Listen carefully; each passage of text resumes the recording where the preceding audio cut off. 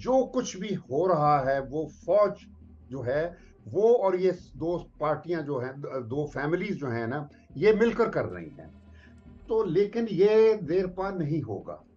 कोई उस वक्त तक नहीं किसी मुल्क में तब्दीली आती जब तक अवाम बाहर नहीं निकलते। हमारे अवाम नहीं निकलने वाले, मैं आपको बता दूं। वो ईस्ट पाकिस्तान के लोग थे, बंगाली थे, जो या के सर्च लाइट ऑपरेशन 25 मार्च को होता है।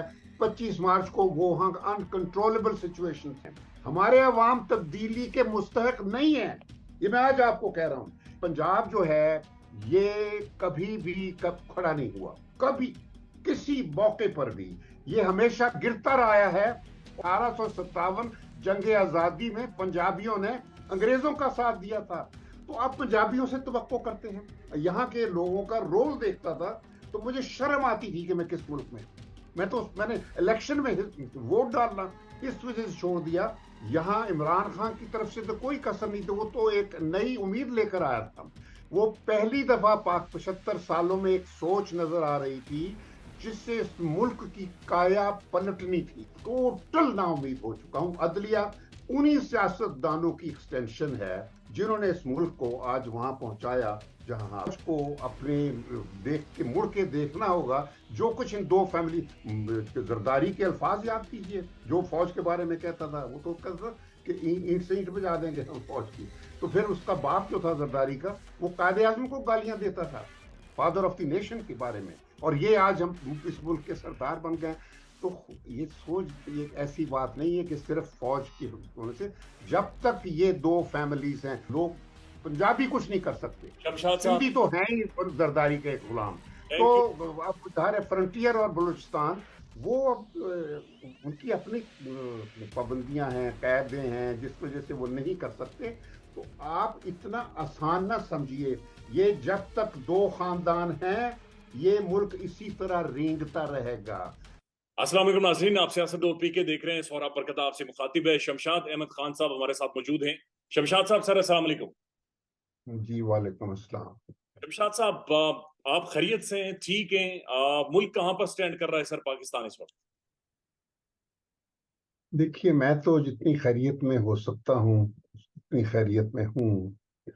मुल्क के बारे में मैं कुछ बता नहीं सकता क्योंकि जो कुछ मैं देख रहा हूँ मेरे ख्याल में तो मुल्क मुल्क रहा नहीं, रियासत रियासत नहीं रही।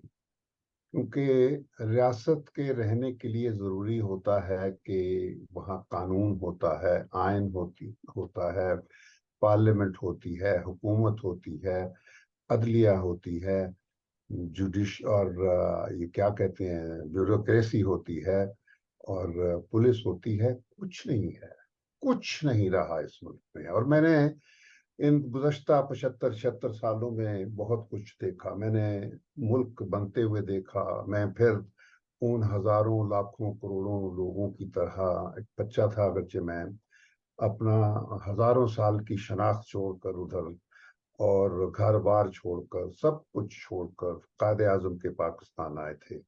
अब आजकल वो कायदे आजम जिन्ना हाउस के नाम पर तो बहुत शोर डाला जाता है, मगर जिन्ना के पाकिस्तान के बारे में कोई नहीं सोचता। मैं 75 साल से मतवातर उस जिन्ना के पाकिस्तान की तलाश में हूँ। लेकिन मैं सिवाय चंद राजधानियों के जो कि बुनियादी तौर पर लिसानी और नस्ली बुनियादों पर हैं, और सिंध है, पंजाब है, केपीके है, बलूचिस्तान है, आपको पाकिस्तान कहीं नजर नहीं आएगा। तो मैं तो उस पाकिस्तान की तलाश में करते करते अब मेरी तो जिंदगी खत्म होती जा रही है।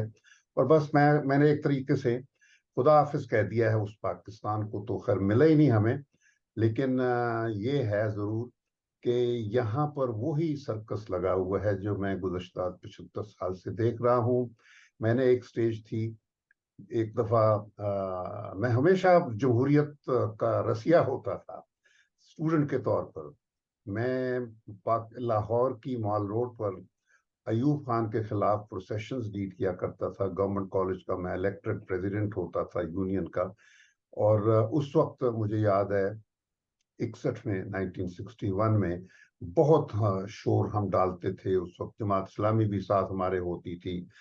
तो उन दिनों जमहूरियत और डिक्टेटरशिप ये दो क्लासेस थी, और हम लोग लगे रहते थे, लेकिन कुछ नहीं हुआ। फिर उसके बाद मैं फॉरेन सर्विस में आ गया, और जब 1970 में जलियाया ने एक बाकायदा कानूनी फ्रेमवर्क दिया इलेक्शन करवाने के लिए, तो बहुत मुझे खुशी हुई। मैं मगरबी अफ्रीका में उस वक्त पोस्टेड था, तो वहां से मैंने फिर छुट्टी लेकर उस इलेक्शन में वोट डालने के लिए आया अपनी फैमिली के समेत।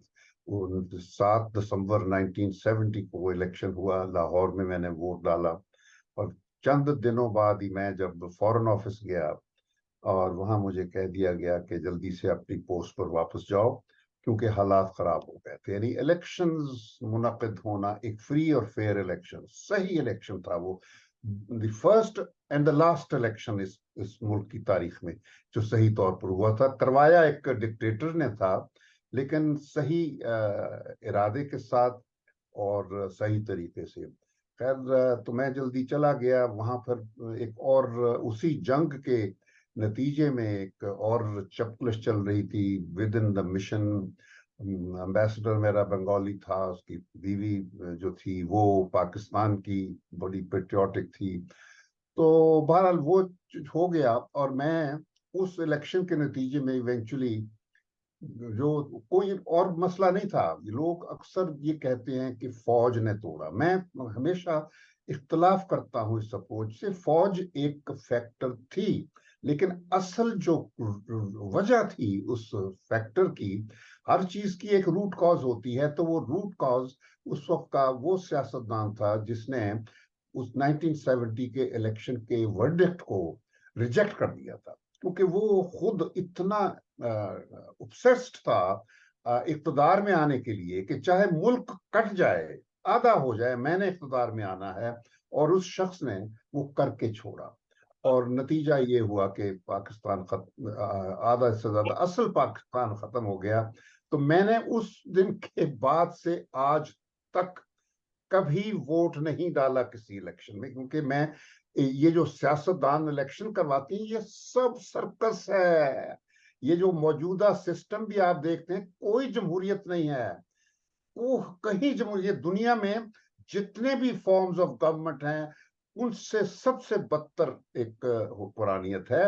और फिर जाहिर है कि इसमें सियासतदान मिल गए हैं, साहब एक बात फौज बताइए का। सर, बराए मेहरबानी हाँ, एक बात बताइए आप सर। एक बहुत बड़ी बात, एक नैरेटिव बनाया जा रहा है कि सर कोर कमांडर के हाउस का तकद्दुस पामाल हुआ। सर नहीं होना चाहिए था, नहीं होना चाहिए था, हम दुखी हैं। लेकिन बिल्कुल। सर शहरयार आफरीदी के घर में जो कुछ हुआ, उसके बाद जिस तरह खवातीन को हाथ मारा जा रहा है, कोई घर उसके बाद नहीं बचा कि सिर्फ सर जिस घर के अंदर लूट खसूट नहीं की गई, जिस घर की पामाली नहीं की गई, और जिस घर के अंदर घुसा नहीं गया। सर अगर कोर कमांडर हाउस का एक तकद्दुस था, तो हमारे घर भी तो है सर। एक बंदे की झोपड़ी भी तो है, शहरयार आफरीदी का भी तो घर था सर।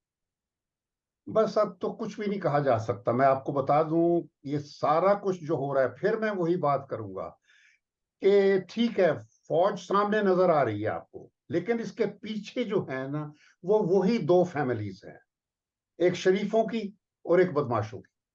सारा कुछ वो इंजीनियर कर रही हैं।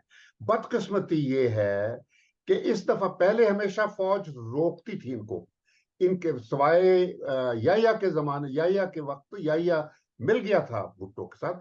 आज उसी भुट्टो की आल औलाद, और फिर उसके बाद नई जो एक पार्टी पैदा हुई है शरीफों की फैमिली की, तो ये जो हैं दो फैमिलीज, ये सारी सियासत को इन्होंने पूरा तहस नहस कर दिया हुआ है। और ये मुझे तो यानी 1988 में मैं बताऊं कि मैं वहाँ था, कोरिया में एम्बेसडर था। तो वहाँ आखिरी मेरी बात जियाउल हक ने फोन मुझे किया कि कल जुनेजो मियाँ के साहब आ रहे साथ। हैं, तो गानी आपने सुनाई हुई है, मियाँ साहब वहां पर हाँ, तो ये चूंकि मैं सुना चुका हूं, लेकिन ना 88 का इस वजह से मैं जिक्र कर रहा हूं कि 88 में जियाउल हक के फौत होने के बाद उस हादसे में तो इलेक्शन हुए, और इलेक्शन में फिर जो बेनजीर भुट्टो आई, तो वो उस वक्त एक राइट और लेफ्ट की डिवाइड थी हमारे जो इलेक्टोरेट में थी। तो नवाज शरीफ और दूसरी राइटिस्ट पार्टीज थी, तो उन्होंने एक इस्लामी जमहूरी इत्तेहाद बनाया था 10 पार्टियों का, जिसके सरदार यही थे। और बेनजीर भुट्टो उस तरफ थी। वो उसके साथ जाहिर है कि वो पीपल्स पार्टी की अपनी स्ट्रेंथ थी, मगर उस वक्त अमेरिकन बेनजीर को लाना चाहते थे, तो इवेंचुअली उन्होंने फौज, इलेक्शन का रिजल्ट कुछ नहीं था, इलेक्शन के रिजल्ट हमेशा कुछ नहीं होते।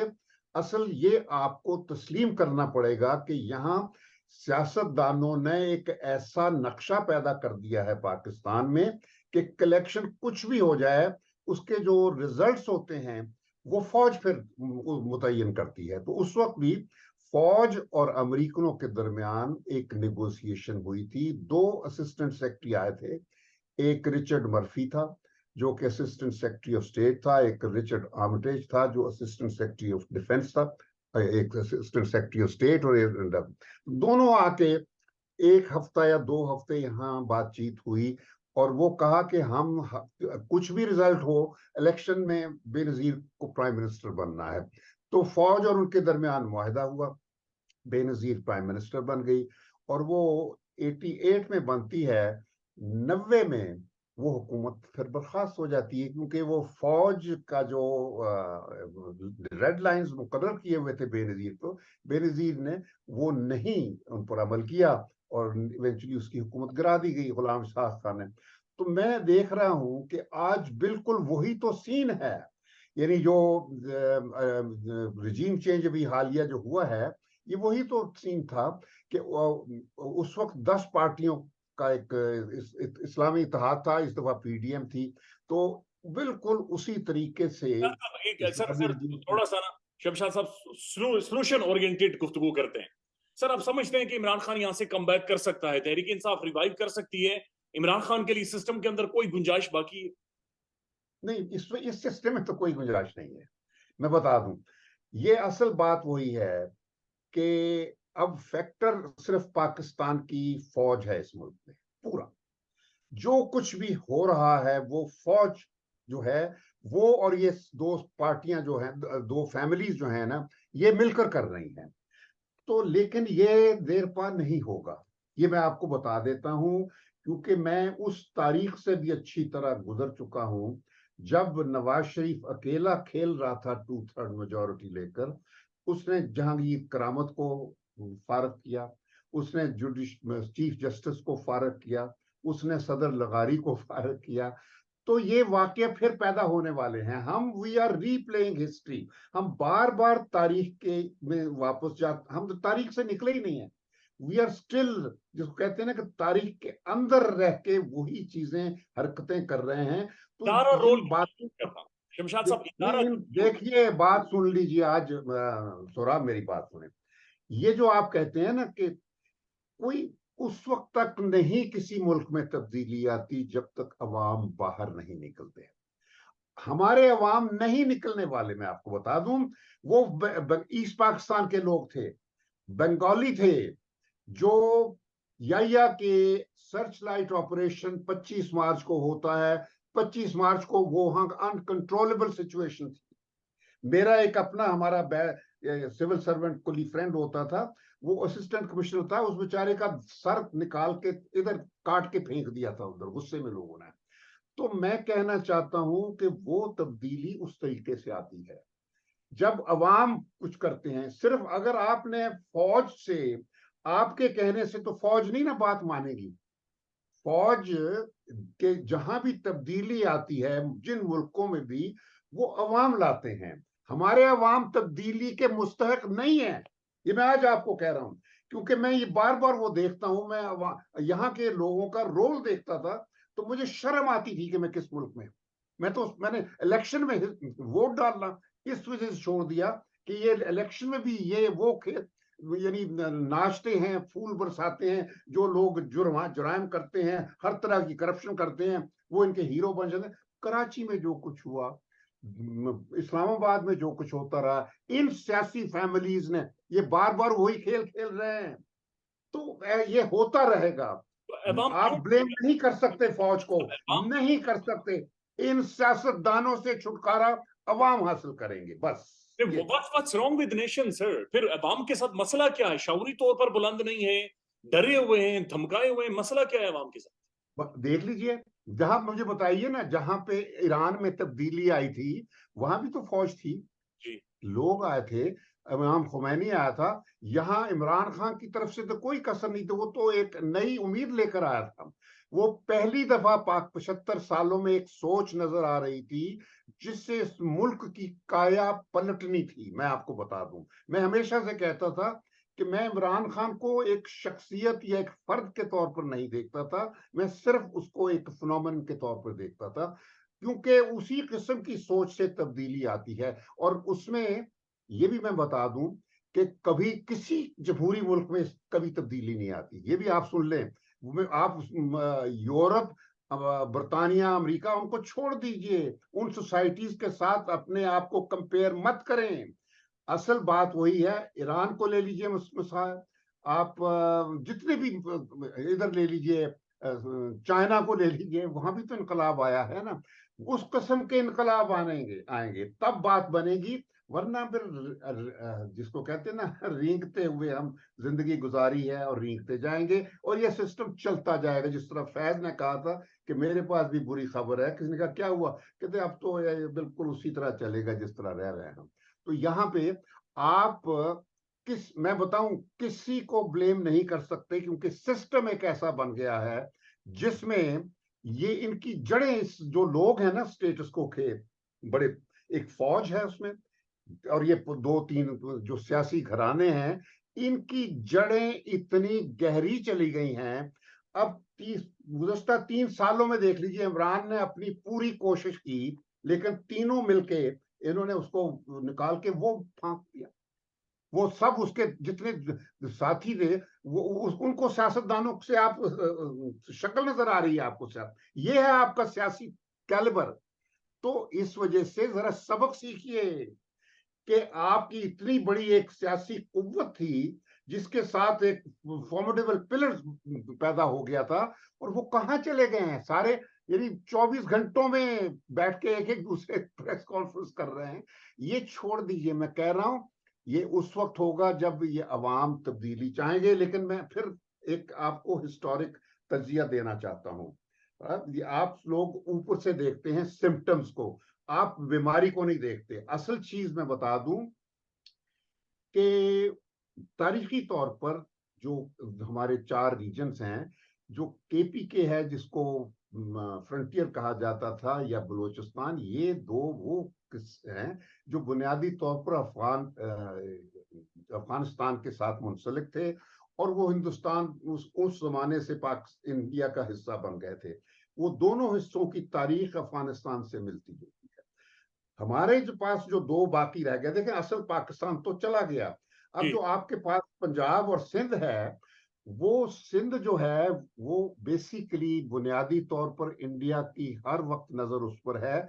और वहां ये जरदारी किस्म के जो वो क्या घोड़े हैं, तो वो जो इंडिया की नजर है, क्योंकि इंडिया की जो इंडिक आइडेंटिटी है इंडस रिवर के साथ, उसके बगैर इंडिया नामुकम्मल है। इंडिया कहता तो है, मगर इंडिया की जो असल आइडेंटिटी वो तो पाकिस्तान में है। तो मैं कहना चाहता हूं कि वो जो है इंडस वाला हिस्सा, सिंध जिसको कहते हैं, वो इवेंचुअली इंडिया ने ले लेना है। ये हमारी फौज जो करती रहे, आने वाले वाकयात में ये होगा। पंजाब जो है ये कभी भी कब खड़ा नहीं हुआ, कभी किसी मौके पर भी, ये हमेशा गिरता रहा है। और भी जिसको कहते हैं ना कि आगे इसने पहले मुगलों को एक्सेप्ट किया, फिर मुगलों के खिलाफ साजिश की, और फिर उसके बाद अफगान कबूल किए, अफगानों को दगा दिया पंजाब ने। फिर उसके बाद अफगानों को दगा दे के सिखों को कहा कि आ जाना, शहर खुला रखेंगे, तो उसके बाद सिखों को दे दिया। सिखों के बाद फिर अंग्रेजों के साथ मिल गया। फिर अंग्रेजों के साथ मिलके बाकायदा हमारे पंजाबी जो थे, उनके कॉन्टिजेंट जाते थे अंग्रेजों की फौजियों के साथ, दिल्ली जाके मुसलमानों को कत्लेआम करते थे। हमने 1857 जंग आजादी में पंजाबियों ने अंग्रेजों का साथ दिया था। तो आप पंजाबियों से तवक्को करते हैं। ये तो जब पाकिस्तान बन रहा था, अब आप सुन लीजिए, जब पाकिस्तान बन रहा था, ये जितने यूनियनिस्ट थे अंग्रेजों को कहते थे तुम क्यों जा रहे हो, हम तो बड़े खुश हैं तुमसे, ये आजादी चाहते नहीं थे। और अभी भी उसके बाद फिर ये हुआ कि हमारे इन लोगों ने और सियासतदानों ने मिलके उसी पंजाब को उसी तरीके से खड़ा किया कि जो अंग्रेजों के गुलाम थे वही पार्टियों के लेबल बदल के, लिबास बदल के, झंडे बदल के इस मुल्क को उन्होंने अपने मोनोपोली में रखा हुआ है। तो इस वजह से मैं बिल्कुल कहता हूं कि पंजाब में कभी कभी तब्दीली नहीं आएगी, पहली तो बात।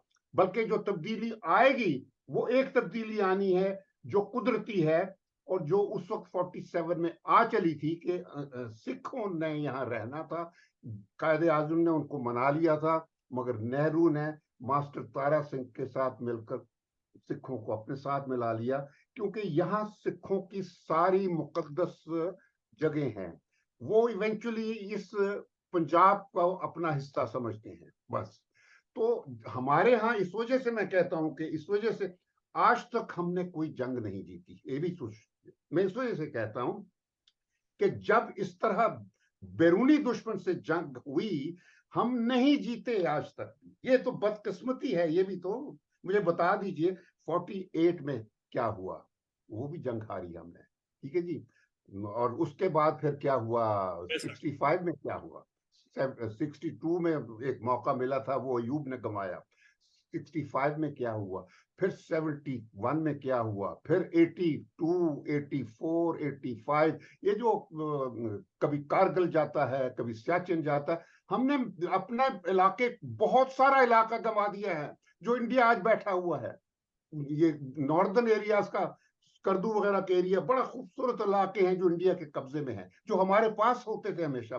तो बात यह है कि ये सिर्फ जबर, तसल्लुत, ज्यादती, ये सब कुछ आप अपने अवाम के साथ जितनी मर्जी कर लें, और बिलखसूस पंजाब में होती रहे, क्योंकि पंजाबी इनको हंटर मारो, जितना कर लो, ये बस दब जाता है, जल्दी से प्रेस कॉन्फ्रेंस करके जो भी कहोगे मान लेगा। तो ये जब तक रहेगा तो आप सोच रहे कि कुछ नहीं होगा। तो मैं कह रहा हूं कि ये जो दो फैमिलीज हैं, असल में वहां आऊंगा कि जब तक आप इन दो फैमिलीज से छुटकारा हासिल नहीं करेंगे, और हो सकता है, मुझे उम्मीद ये है, मैं इस वजह से फौज को लास्ट बेस्ट होप शुमार करता हूं।